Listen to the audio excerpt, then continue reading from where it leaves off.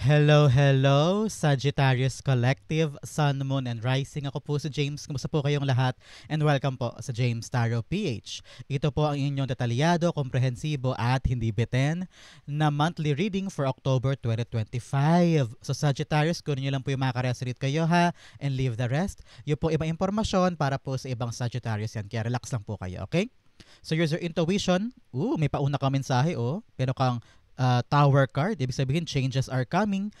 Mamaya siguro ma-explain to kung bakit lumabas to. So, let's see kung babalik sa ating reading si tower card. Something's changing for the better, okay? So, use your intuition ha para makuha nyo po yung akmang-akmang messages na para sa inyo sa ating reading for today. So, Sagittarius, thank you again for all of your donations po ha. Saka po sa mga hindi nag-i-skip ng ads. Malaking bagay po talaga yan para sa akin sa totoo lang. Every time po na meron tayong free reading for Sagittarius, malaking bagay po yan. So, from the bottom of my heart, thank you again po for not skipping the ads. So, ano naghihintay sa inyo ngayong buong October 2025? Inhale. And exhale. At the center of your reading, you have, wow, the Ace of Pentacles. Beautiful. In the area of what you want, you have the Page of Pentacles. Lovely, lovely, lovely. In the area of what you need, wow, bumalik yung Tower card. Talaga may changes this time. These beautiful changes, ha? Huwag mo ito pangilagan, this beautiful. In the area of what affecting your current energy, you have the Page of Swords. Wow! 2 pages. Talagang may bagong darating sa buhay mo. Bagong impormasyon, bagong biyaya. Napakaganda. In the area of your near future, you have the Emperor card. Beautiful. In the area of your challenge for the month, you have the Magician card. Kayang-kaya mo to. Kayang-kaya mo to. In the area of your fortune, wow, 10 of Pentacles. Wow! This is really a beautiful reading. In the area of your divine messages, you have the 10 of Swords. Wow, 2 tens are here. 10 of Swords and then 10 of Pentacles, ending of something na talaga namang mabigat before. Talagang bagong era mo to. At ang outcome mo, eto, mamaya sabay-sabay natin siyang bubuksan at the end. But first, ano mo na lingering energy in your background? You have the 4 of Cups. Wow. 4 of Cups, sinasabihan ka ng spirit guides mo na huwag mo daw bigyan pa ng buhay, Sagittarius, yung mga bagay na alam mong wala na sa'yo. O parang feeling mo, hindi ka masaya, hindi ka kontento. No? Some of you, parang ramdam ko yung disappointment about something. Whether hindi ka natanggap o na-lay off ka, natanggal ka, hindi ka nakapasa, or parang yung plano mo before hindi natupad. Ano? You've been so hardworking about something ito nakaraang buwan, nakaraang linggo, and you feel like bakit hindi siya tumugma sa gusto kong mangyari. Marami kang questions. So, bakit ganito? Bakit ganyan? Ang sarap manise, di ba? Ang sarap sisihin yung gantong tao, gantong nangyari, gantong sitwasyon. Pero hanggang blame lang ba tayo? Sometimes you need to open our eyes and tell ourselves, uy, baka may something pa for me. Baka meron pa ibang bagay para sa akin bukod sa mga ito. Tingnan mo yan. Nakatingin ka sa 3 cups. Pero hindi mo na-realize merong ibang binibigay sa'yo si God na para sa'yo talaga. Ito yon with the Ace of Pentacles. Merong para sa'yo. Pero masyado kang busy sa pagtingin do sa mga nawala. Busy ka sa pagkalugmok o pagkabagsak o pagka-pain na naramdaman mo dahil sa nangyari before. Panahon na para buksan mo ang mata mo kasi may bago talagang maghihintay para sa'yo. Okay? So napakaganda. At the center, you have the Ace of Pentacles. This is across the board your whole energy for this whole month. Napakaganda. Especially po pagdating sa inyong karera. No? Nanggaling po tayo sa eclipse nitong September. Ano ibig sabihin yan? Ito yung catalyst o simula para sa inyo ng bagong inisyatibo, bagong achievement, or magkakaroon ka ng bagong milestone sa buhay mo. Kung ano man yung mga naging preparedness mo nitong September, halimbawa nung lunar eclipse, nung September 7, marami kang kalituhan dyan, maraming mga kaguluhan, hindi mo gets kung ano nangyayari. And then nung September 21 on the solar eclipse naman, marami kang kalinawan, marami kang gustong bitawan, marami kang gustong pabayaan, marami kang gustong itama. So, nililinis mo ang buhay mo mula sa kaguluhan ng 2 eclipse. Pagpasok ng Oktubre, dito magsisimula yung milestone mo. Either you'll be offered. Nakita ko talaga may offer sa'yo ng bagong blessing. Kaya yan, kukunin mo siya with the Page of Pentacles. Kitang-kita ko yung lakas ng loob mo na mag-try. Sa'yo mo, subukan lang natin. Why not gawin natin? Baka pwede na sa akin to. Baka ito na yung chance ko. Baka ito na yung magpapaahon. I'm seeing a graph. I don't know why. Yung graph, parang paangat ka, may graph na ganun. Parang biglang angat, either biglang bilis ng kita, biglang bilis ng ng sahod, parang ganun, o kaya biglang angat nung iyong pinagkakaabalahan. Parang something like that. May elevation eh. May nakita kong graph na pag ganun, no? Boom, biglang umangat. Parang lumaki yung balik sa'yo ng pinundar mo, parang ganun. So, congrats because may paggalaw pagdating po sa inyong kaperahan this time. So, you don't need to really be worried pagdating na Oktubre kasi magabago na ang lahat. Especially po when it comes to growth, may paglago, no? Meron po kayo mga opportunities for growth both in career and in your finances. Kaya ngayon, kalma. Alam ko naiinip ka na with all of the mistakes, with all of the rejections or disappointment in the past na parang lahat ginawa ko, lahat binigay ko, bakit ganito pa rin ako? Boom! May bibigay sa iyo si God, kailangan mong tanggapin and have a wisdom sa puso mo na pangalagaan to, palakihin, palaguin, itanim ng tama para lumago at maging full-blown na puno sa buhay mo na stay stable at magkakaroon ng malaking kapaki-pakinabang sa buhay mo. Okay? The Ace of Pentacles, Page of Wands. Wow, halos makompleto mo na yung mga pages. You have the Page of Pentacles, Page of Swords, and now Page of Wands. Ibig sabihin, talagang marami kang aaralin pagdating na Oktubre. Aaralin mo siguro, halimbawa, may darating sa yung bagong negosyo, bagong sideline, or bagong trabaho na kailangan ng full attention mo. Yung napakaganda ng mga pages mo dito, learning something new. Or, I'm seeing here, you're working with kids. Some of you, parang nakikipagtrabaho sa medyo mga bata-bata. Baka teacher ka, or daycare, instructor, or professor ka ba, o kaya nagkatrabaho ka sa ampunan. Any job that requires you to work with kids or to manage kids, this is really something for you. Parang ito yung gagalawan mong mundo. For other Sagittarius yan na hindi ko sinasabing para sa lahat. Pero more or less, some of you, para sa iba, talagang may mga paggalaw pagdating in a workplace or environment with a lot of kids. Okay? Hindi sa lahat yan na para sa iba lang. For others, here with the Page of Wands, clarifying natin tong Ace of Pentacles, talagang may darating sa'yo na bagong blessing. Sabi dito, wag mo daw iwasan. Okay? Because Page of Wands requires you and also suggests na kailangan mo daw maging adventurous this time. Kung meron ka mga ginawa before at hindi gumana, sabi mo, teka, parang may pattern dito ha. Ibig sabihin, yung ginagawa ko hindi umuubra. Kailangan ko na ibahin. Ito yung pag-iba na yun. Meron darating sa'yo na parang spark of an idea, spark of a new plan, spark of a new opportunity na biglang, ay, pwede pala ako dito, subukan natin baka yan na yun para sa akin. So, ngayon maging bukas palad ka lang, subukan mo lang, be adventurous, be open, be excited, huwag mong pangunahan ng takot, huwag mong pangunahan ng kaba, ng alinlangan, baka eto na yun. And nakita ko talaga dito here, with the Ace of Pentacles, valuable to.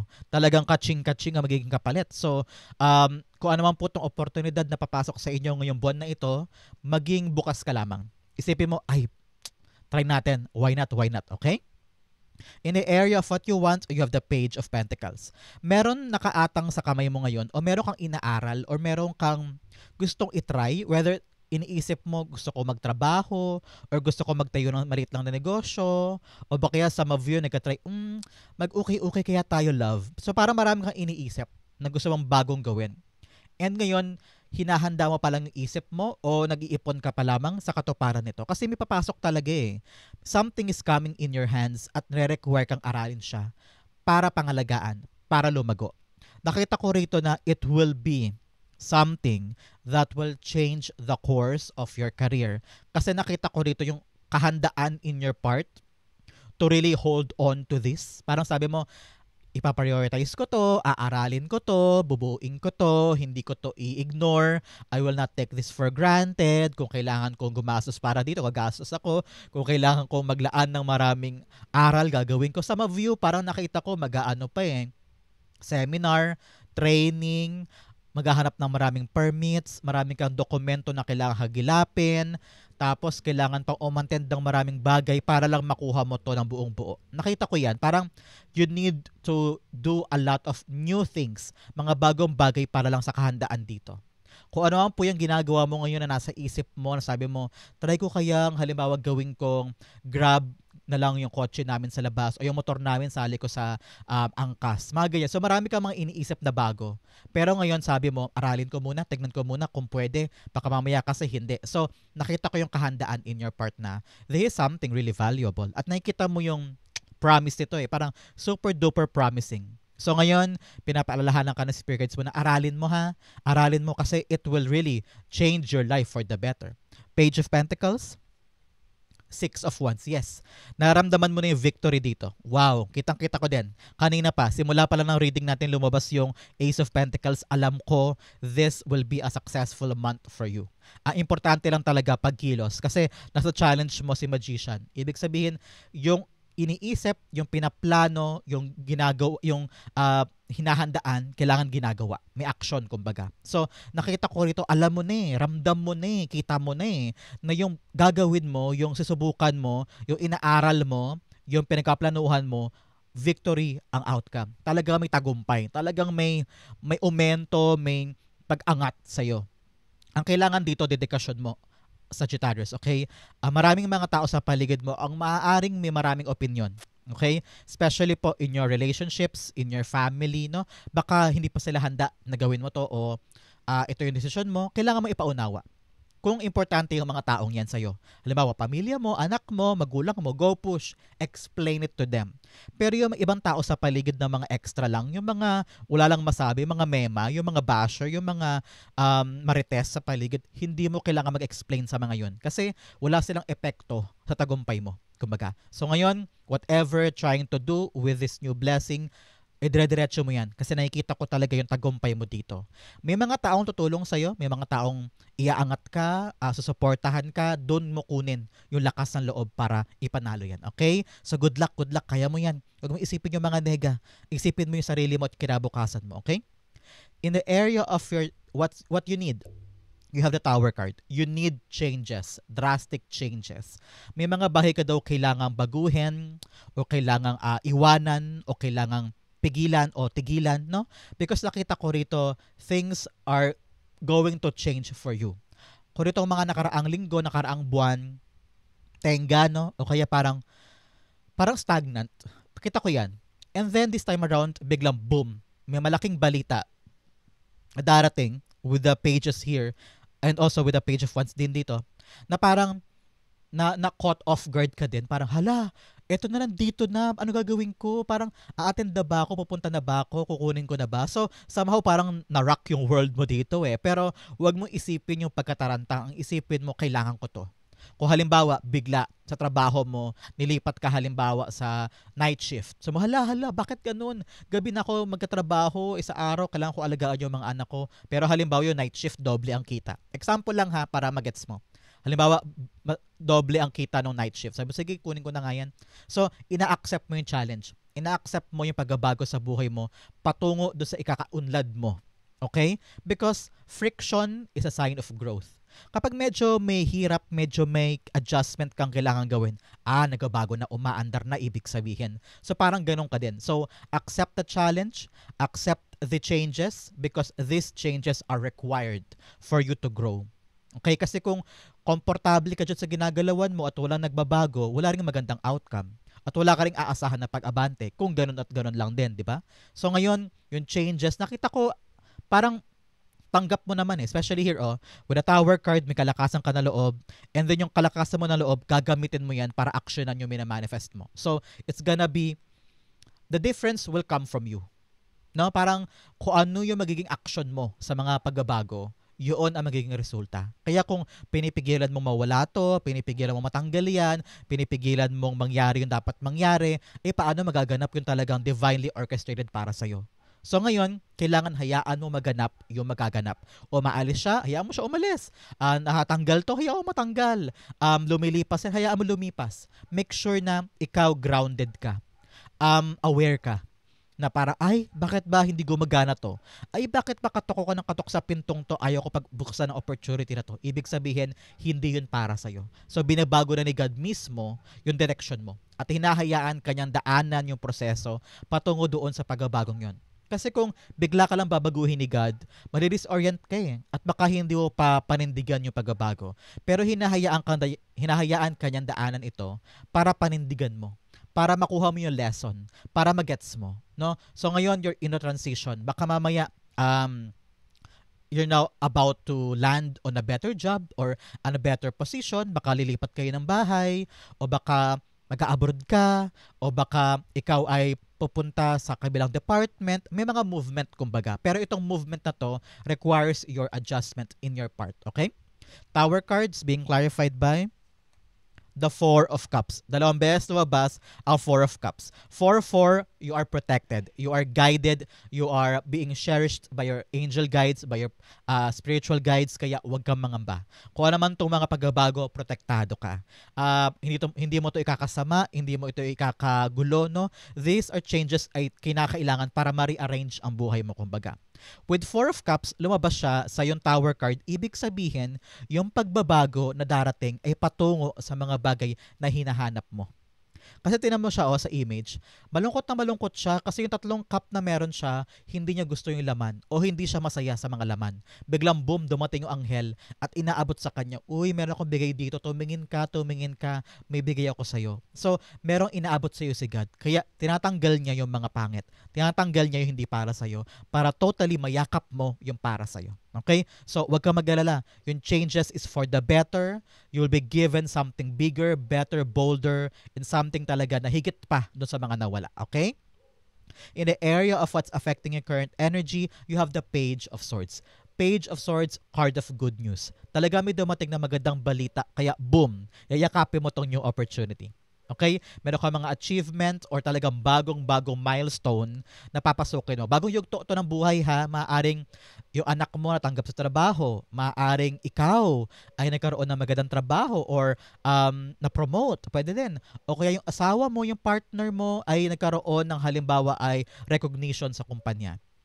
O kaya kayo, tapos na yung dispute with kapitbahay. Pwedeng ganyan. So, meron ka talagang bagong yugto sa buhay. Halimbawa, yung kapatid mo, ikakasal na. So, lahat kayo parang very, very happy because this is a milestone for everybody. But nevertheless, nakita ko talaga dito, good news to na ikaka-celebrate mo. Because it answers a brand new opportunity. Okay? For you.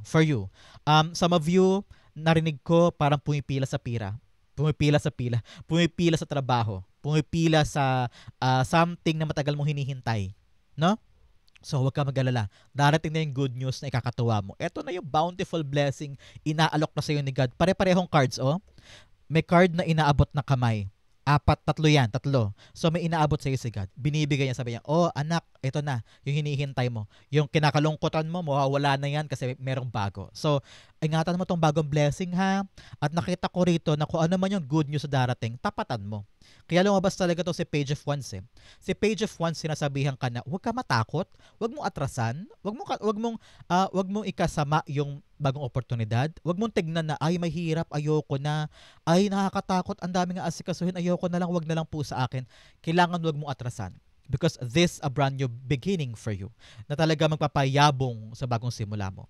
Sabi dito, this good information, baka mamaya talaga ma-caught off guard ka sa'yo. Makaya ko ba talaga? Nakakatakot, nandiyan na. Magsisimula na daw ako next week. Mag-training na daw next week. Nakakatakot, di ko alam. So, marami kang kaba. So, isipin mo na lang, Sagittarius, kahit kabado ka, kahit na parang feeling mo, hindi mo totally alam lahat, okay lang yun. Okay? Kahit na parang feeling mo kailangan mo pa mag-aral, kailangan mo pa magsaliksik, kailangan mo pang alamin kung anong galawan doon, okay lang. You can learn as you go. Ang importante dumating yung magandang balita, di ba? So, madaling aralin ng mga bagay-bagay. Ang importante ay yayakapin mo siya at gagawin mo ang lahat, ma-extract lamang yung matamis na bunga mula sa pentacle na yan. Okay? Page of Swords. The Nine of Cups. Wow, alam mo na, Sagittarius. Kung lagi po kayo nanonood sa akin, kapag lumalabas si Nine of Cups, panahon na para mag-wish ka. Okay? So ngayon, close your eyes, concentrate, and make a wish. Because your spirit guides and angel guides are around you, nararamdaman nila yung prayer mo. At madaling mapapataas yan sa langit para matupad. Because Nine of Cups is really a wish fulfillment card. So kung medyo mahaba-haba yung wish mo, okay lang, pause mo muna yung video, balik ka sa akin kapag tapos ka na.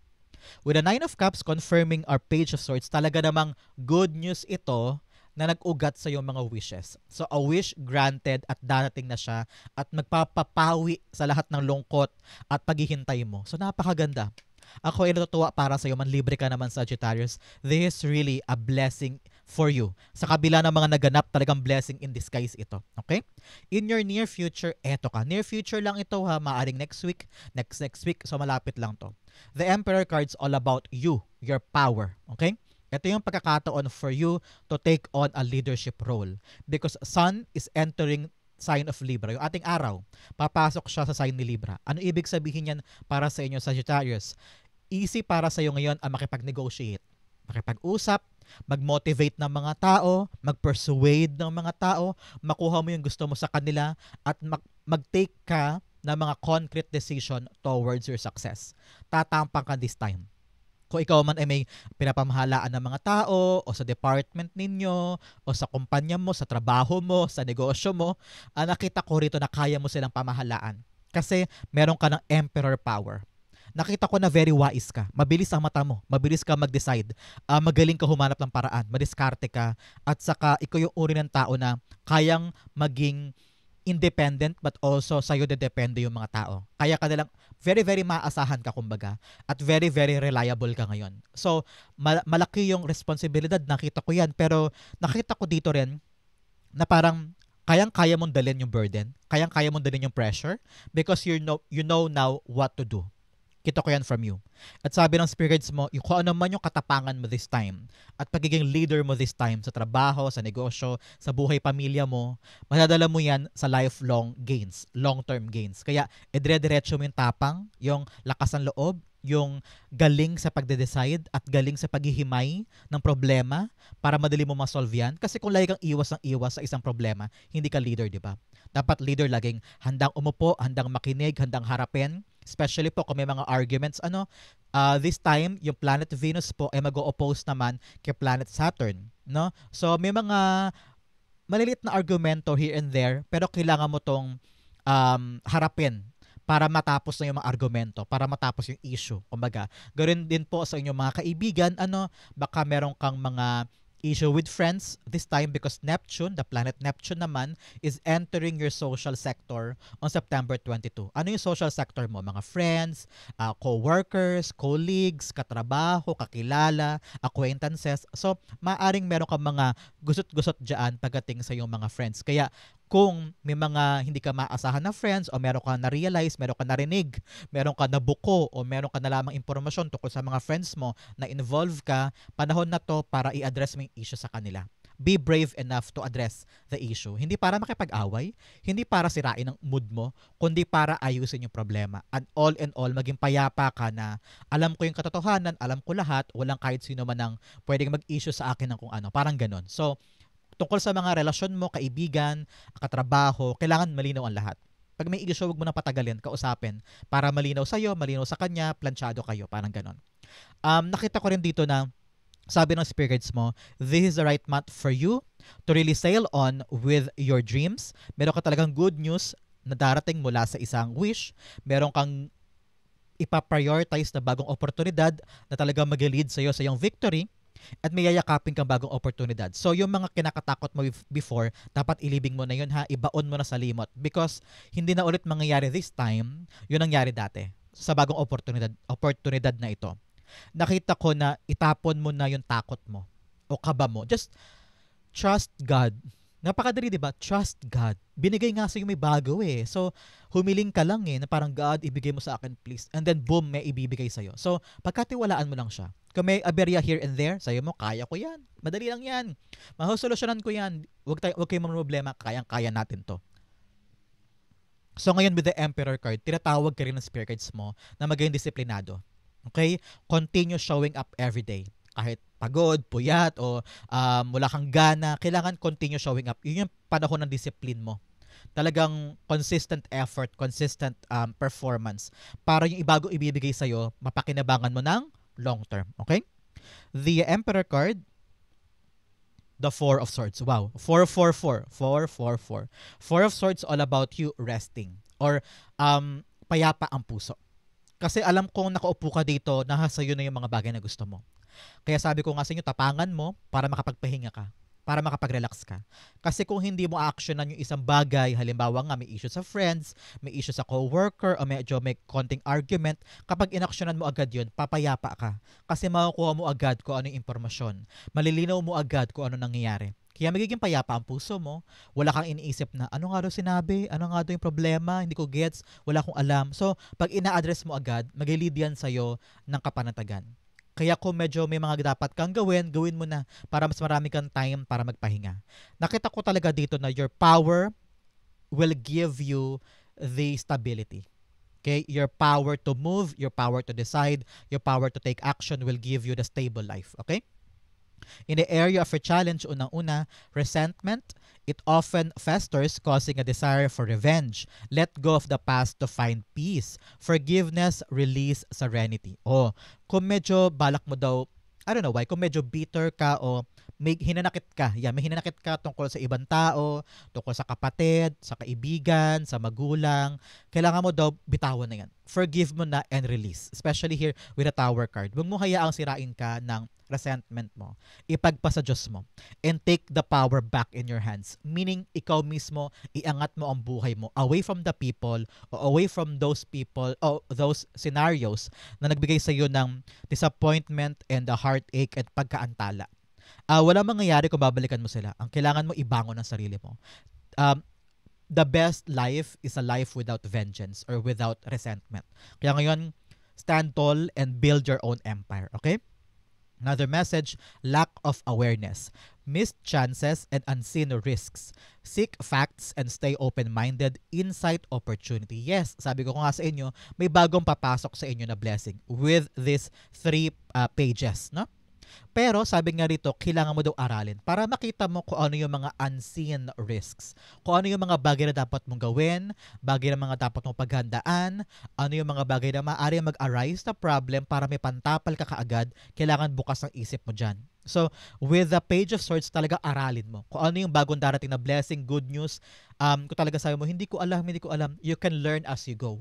Pero importante, binibigyan mo ng oras ang pag-alam o pagkatuto mo para mapakinabangan mo siya in the long run at maging successful ka. So, sinasabihan ka ng spirit guides mo na pag tinanggap ang bagong blessing, ang good news, kailangan in the know ka. Alam mo yung gagawin, kung hindi mo alam, aralin. Kung hindi mo alam ngayon, okay lang yan, pwede mo na maitanong. So, dapat matanong ka, dapat curious ka, dapat handa ka mag-absorb ng maraming knowledge, makakatulong yan sa'yo. In your challenge, you have the Magician card. Magician card is a card of action. So, ngayong buwan na ito, ang challenge sa'yo ay pagkilos sa mga bagay na dumarating sa'yo. Maraming blessing, maraming mga binibigay sa'yo si God, pero parang ayoko niya, hindi yan gusto ko. Pero yun lang yung nag-iisang blessing na maaaring magbago ng buhay mo o maaaring magpa-asenso sa'yo. Pero parang sabi ng spirit guides mo, take a second look. Okay? Wag mo agad hindian, wag mo agad itaboy. Itry mo lang or see kung pwede sa'yo. With the Page of Swords here, Page of Wands, and then Page of Pentacles, talagang binibigyan ka ng chance na i-explore muna yung feelings mo para mag-aligned dun sa bagong papasukin mo. Yung Page of Swords para aralin mo siya. Kung medyo hindi mo naintindihan, marami ka pang time to research and gather information na makatulong sa'yo. With the Page of Pentacles, buhisiin mo, no? Tignan mo kung ano pang skills na pwede mo i-apply para magamit mo siya in your advantage. So, kaya mo naman mapag-aaralan mo naman Ang kailangan lang talaga hakbang. Ano yung mga effort mo para humakbang sa manifestation na darating? Kaya siya magiging challenge. Akala mo lang mahirap, akala mo lang hindi para sa'yo, pero kung ilalaan mo yung buong effort mo, makukuha mo siya ng buong buo. Okay? Magician card, you have the Sun card. Okay, Sun card's all about you malinawan. Parang kailangan ngayon malinawan ka sa mga bagay-bagay na hindi porket nag-manifest ka nandiyan na agad. You also need to prove to the universe, kay God, na handa kang ibigay yung effort mo to win that manifestation. Okay? Because the universe, God is watching us. Tinitignan niya kung handa ka na ba na yakapin yung bagong blessing. O kung may ginagawa ka bang effort para makita niya, siguro aalagaan nga ni Sagittarius tong bagong blessing. So make sure na nakahanda ka dun. Malinaw sa'yo yun. Okay? Nakita ko rin dito na learn to have fun. Okay? Learn to have fun and be positive. Pinapangunahan ka daw ng takot, negatibo. So ngayon, baguhin mo yan. Change your mindset. It will be good for you. In the area of your fortune, unang-una, you have grace and gratitude. Through gratitude, joy expands. Yes, alam ko marami kang hinihiling kay God, pero ngayon sabi niya, matuto ka namang magpasalamat sa meron ka. Halimbawa, yung cellphone na hawak mo, dati hiniling mo lang yan. So, isa yan sa mga pruweba na binibigay naman sa'yo yung mga gusto mo. Ang kailangan mo lang maghintay on the right timing. So, kapag grateful ka sa mga bagay na meron ka, halimbawa, yung kama mo dati, papag lang naman yan, pero ngayon nakabili ka na ng kutsyon. So, may mga nabibili ka. Meron ka mga tangible material wealth. Maliit man yan o malaki sa buhay mo ngayon. Tignan mo ngayon sa paligid mo, sa bahay mo, o sa kwarto mo, o sa trabaho mo. Baka yung trabaho mo ngayon, dinasal mo lang yan. Yung lugar kung saan ka nakatira, baka dati dinasal mo lang yan. So, binibigay naman eh. So, maging grateful ka para ibigay din sa'yo yung mga malalaki mo pang hinihiling. Okay? Now, the message, you have crossing bridges. It's time for healing, connecting, mending, and releasing. Yes, panahon na para ayusin na sugat ang puso, maghilom ang puso, makipag-ugnayan, abutin yung mga dapat abutin, and huwag ka nang papatali sa past. In your fortune, you have the Ten of Pentacles. Ten of Pentacles is a sign of success. Long-term success. Okay? Kaya po sa mga connections mo, because Venus is joining our Sun in October 13. Ano ibig sabihin yan para sa inyo, Sagittarius? Ito yung harmonious work environment. Sa trabaho, sa pamilya, or meron kang work romance. Pwede din sa mga single dyan na Sagittarius. Baka meron kayong mga work romance, mga makahanap kayo ng kilig-kilig at romansa sa inyong trabaho. But for some, nakita ko talaga family business ito. So, parang tulungan kayo. Ito na yung right time for connection, connectivity, tulungan, samahan, iangat natin ang isa't isa, mga ganyan. So, ngayon nakita ko talaga yung binubuo mo na sabi mo, para sa mga anak ko, para sa future namin, para makabili ng bahay, para sa retirement mo, para sa maintenance ni lolo at lola, ni nanay at tatay, eto na yon. Meron ka ng paghahandaan at patuloy ka na dyan. So, it's all about also your legacy. At hindi lang ikaw ang mag-benefit dito, kundi pamilya mo, anak mo. Ito yun, no? Ace of Pentacles, talagang itong itatanim mo na ito, lalago, tutubo ng 10 beses o 10 fold pa, 10-fold kumbaga. So, congrats po. This is really a lifelong dream, a lifelong blessing. Ten of Pentacles, Ace of Wands. Yes, new life, new beginning. Tinan mo naman yung nasa kamay niya. Iniisip lang niya, pinagplanuhan lang niya, then boom, nag-sprout, tumubo, lumaki, at nagkaroon ng bunga. So, talaga namang ito yung new life, new beginning, out with the old, in with the new, bagong-bagong buhay ito. Kaya, umuulan ng biyaya, umuulan ng grasya, gamitin mo ng tama. Okay? In the area for divine messages, unang-una, you have, don't let your past hold you back. Yes, kakasabi ko lang kanina, wag mo hayaan na yung past mo maka-apekto sa'yo. Now, the message you have, bring love into the situation. Yes, kung anong gagawin mo this time, mahalin mo yan, ibigin mo, put your passion, put your whole heart, para mag-reflect pabalik. Pag minamahal mo yung isang bagay, mamahalin ka rin yan. Lalo't higit sa trabaho, sa pangarap, sa career, sa pera. Kaya ngayon, kailangan talaga itong bagong blessing, gamitin mo ng tama, nurture it, take care of it, para makuha mo yung tamang-tamang bunga. In your divine messages, eto ka. Akala mo dulo na yan, no? Akala mo sirang-sira ka na or lagapak ka na, akala mo fail ka na, pero hindi, makakabangon ka pa. So ngayon, paalala sa'yo, lagi kang babangon. Laging may chance para bumangon. Hindi ka lagi nakadapa dito at sugatan at luhaan at talagang failure. Hindi, may chance ka pa. Sisibol pa rin ang araw para sa'yo. Kaya bangon, bangon, bangon na eto na yon, makakabawi ka na. Ten of Wands. Ten of Swords rather, Hermit card. Yes, Hermit card is all about you knowing the truth, knowing the answers, knowing that life ay may saysay pa, na meron pa pala akong ibabangon pa. Siguro nga ito, nakaraang linggo, nakaraang buwan, gusto mo mag-solo, ayaw mo kumausap na ibang tao kasi sobrang sakit, no? Sobrang hirap, ayaw mo mag-share kasi ayaw mo maging burden o ayaw mong ma-judge. Pero ngayon, nakita ko yung pagiging mag-isa mo, yung pagiging solo mong tao na matatag, aangat ka ngayon. Tinan mo siya, si Hermit card, sa taas siya ng bundok. Ibig sabihin, naabot niya yung rurok ng pain, naabot niya yung rurok ng paghahanap, at makikita na niya yung liwanag ng araw, at masasabi niya, alam ko na yung sagot. Alam ko na yung ikakabangon ko at yung rutang pupuntahan ko. Very, very good for you. Ang outcome mo yan, bigyan mo na kita ng fortune cards. Unang-una, you have dagger, fear, worries, and tense situation. Yes, marami ka mga takot dahil sa pagbabago, pero okay lang yan. Daanan mo lang, everything will be fine. Another message, you have feather, someone you know is undependable and insincere. Meron ka daw kakilala na hindi katiwa-tiwala o hindi reliable. Sabi ko nga sa inyo kanina, baka friends or kakilala, workmates, ayusin mo na yung issue para planchado, walang gulo. Another message, you have bridge, successfully overcoming a problem. Yes, wow, congrats po. Success po ang inyong problem. Wala kang problemahin this time. Magiging okay ang lahat. Another message, you have torch, spiritual development, enlightenment, awareness, and understanding. Lilinaw sa isip mo. May torch, may sulo. Lilinaw ang daan, hindi ka na magugulo o mako-confused. Kung ano man yung darating na blessing, alam mong para sa iyo yan. At magbibigay sa iyo ng bagong direksyon. Desk, pay attention to your work. Yes, talaga magiging busy ka this time dahil sa mga bagong darating. Another message, karma, you will reap what you have sown. Yes, kung ano man yung nilaan mo before, ngayon babalik na siya. Kung ano man yung pinagkait sa'yo dati, ngayon makukuha mo na ulit. So, ito yung pagbabalik mo. Return of the comeback, ika nga. Okay?